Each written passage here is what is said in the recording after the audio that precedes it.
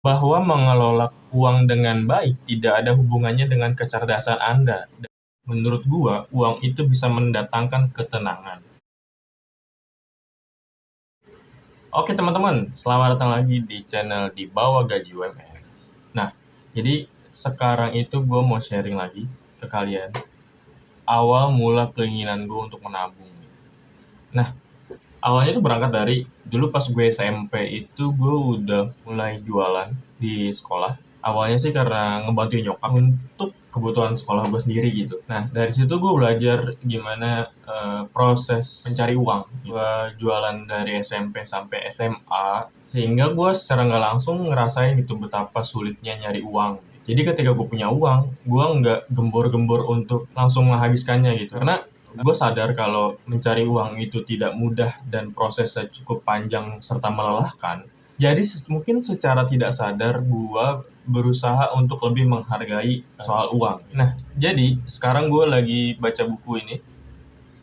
Fun fact-nya adalah ini buku pertama yang gue beli sendiri. Pas pertama kali gue baca, gue sama sekali nggak fokus ke isinya gitu. Jadi gue waktu dulu tuh cuma mau menumbuhkan minat baca gue aja gitu. Jadi gue ya udah asal baca buku aja lah. Nah, ketika gue baca buku ini lagi, gue menemukan konsep yang menarik soal menabung.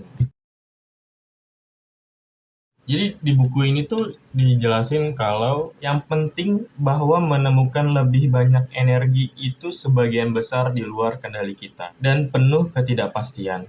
Namun, menjadi lebih efisien dalam menggunakan energi itu sebagian besar berada dalam kendali kita. Nah, ini tuh ada korelasinya menurut gue. Karena sebanyak-banyaknya apapun hasil yang lu dapat dari pekerjaan lu, which is mungkin gaji atau dari penghasilan bisnis, itu tidak akan membuat gua kaya kalau gua tidak melakukan efisiensi di setiap pengeluarannya. Misalkan kalau lu berpenghasilan besar dan pengeluaran lu juga besar, berarti kan bagian untuk lu menabungnya itu jadi sedikit gitu kan. Terus gimana lu mau menumpuk kekayaan? Misalkan uang yang lu tumpuk aja nggak ada karena habis untuk kebutuhan yang mungkin bersifat konsumerisme atau hal-hal yang nggak terlalu penting sebenarnya. Nah, karena penghasilan yang besar itu berada di luar kendali kita, tapi efisiensi dari pengeluaran itu berada dalam kendali kita penuh.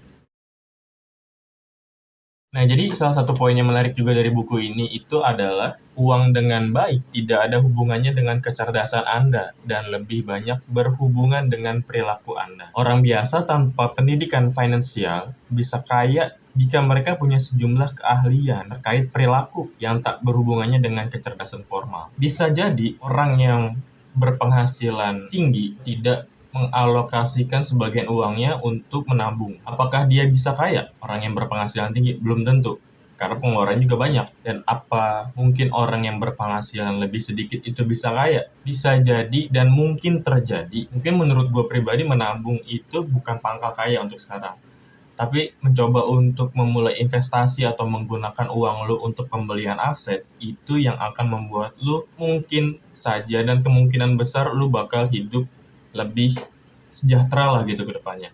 Gue nggak mau bilang kaya karena masih banyak faktor-faktor lain yang sangat amat berpengaruh gitu kan.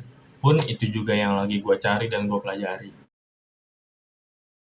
Jadi di sini gue juga mau nyampaikan kalau jangan jadiin uang itu sebagai tujuan lu gitu. Kayak lu capek-capek kerja hanya untuk dapat uang tuh menurut gue nggak worth it dengan waktu yang lu tuker. Tapi jadikan uang itu sebagai alat lu untuk menuju kesuksesan dan kekayaan. Misal, ketika lu mendapatkan gaji, lu menggunakan uang itu sebagai alat dengan membeli buku untuk memperkaya pengetahuan lu soal apa yang lu cari dan apa yang sekiranya lu butuhkan untuk mendapatkan mungkin pengetahuan keuangan atau skill yang bisa mendatangkan uang. Kemudian dengan uang itu juga lu bisa membeli mungkin sekarang tuh banyak kelas-kelas bisnis atau kelas-kelas yang hubungan dengan sesuatu yang dapat menghasilkan gitu. Jadi lu juga bisa alokasiin uang lu untuk membeli kelas itu. Atau yang paling dekat aja deh, menurut gua, uang itu bisa mendatangkan ketenangan. Which is itu yang sedang gua terapkan di kehidupan gua.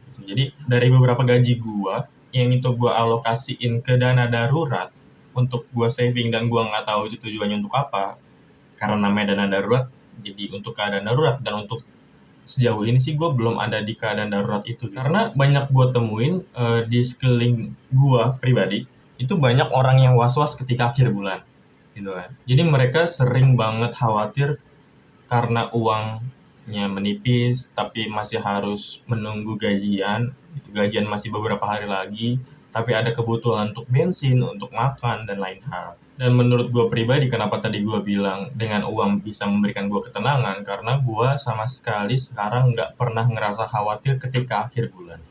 Semisal uang yang gue alokasiin untuk kebutuhan bulanan gue di awal bulan atau di gajian bulan lalu gitu, itu udah habis atau tinggal sedikit.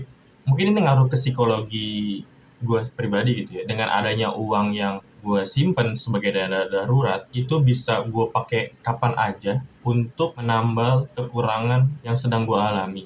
Percaya sama gue, itu sangat amat membantu. Dengan gue mempunyai dana darurat dari segelintir uang yang gue tabung, itu sangat amat berpengaruh dan memberikan gue ketenangan yang amat sangat. Jadi misalkan nih, gue gajian 3 juta. Gue gajian 3 juta, berarti gue alokasiin karena gue punya 3 tabungan kemarin, 1 juta gue untuk tabungan nikah, 500 lagi gue untuk dana darurat, dan 500 lagi untuk tabungan gue pribadi. Sisa 1 juta kan. Nah, ini tuh biasanya gue pakai untuk misal gue bayar wifi, gue butuh pulsa gitu, dan pegangan gue gitu ya.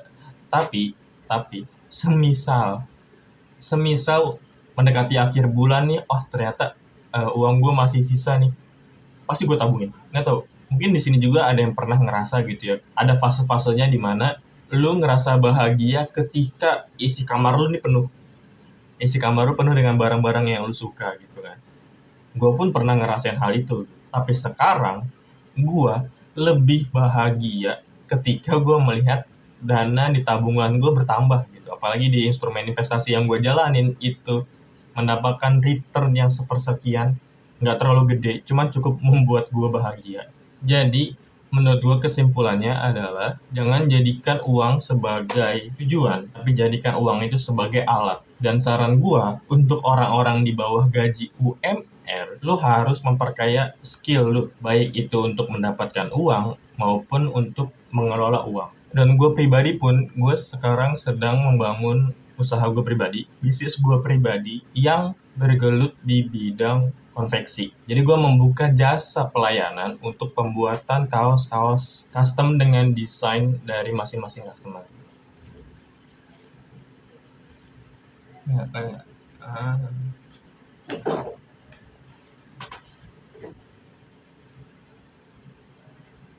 Jadi bisnis yang lagi gue jalanin itu, gue membuka jasa untuk pembuatan, ini yang udah pernah gue kerjain ya, ada kaos, ada baju dengan kerah atau baju polo, kemudian kemeja kerja, jersey, tote bag, dan lain sebagainya gitu.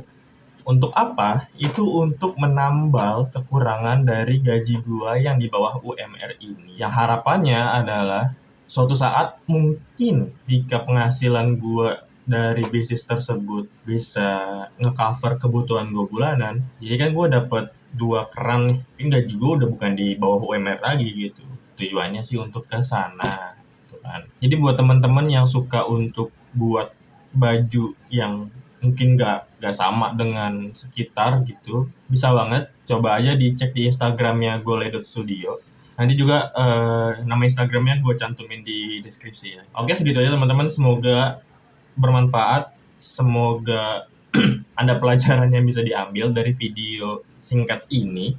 Dan gue berharap dengan gaji kita yang di bawah UMR itu, lu nggak cukup berhenti di situ gitu. Banyak uang yang bisa lu dapet dari tempat lain gitu. Maksud gue di sini adalah sampingan lu tuh masih banyak kok. Lu bisa jual informasi, lu bisa jadi reseller. Gue pribadi, gue ada 3 keran untuk sekarang. Mungkin pertama gue antar jemput orang yang kerja di Jakarta Selatan, jadi gue antar dia ke stasiun Bojong. Yang kedua dari gaji gue pribadi, dan yang ketiga dari bisnis baju gue. Mungkin dari 2 sampingan ini yang bisa bikin gue bertahan, dan gue fine-fine aja gitu dengan gaji gue yang di bawah UMR.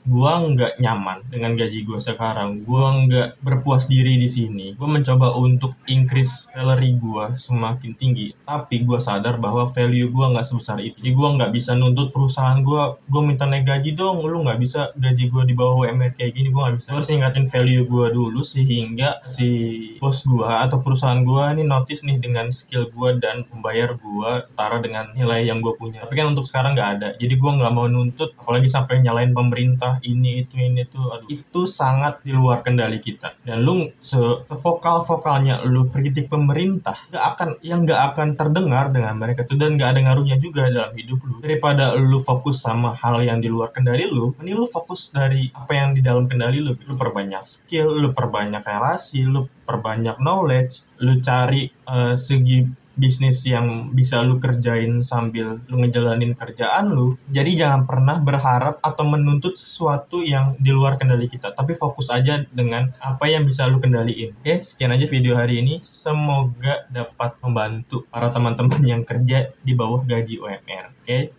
see you next video. Bye. Anjas.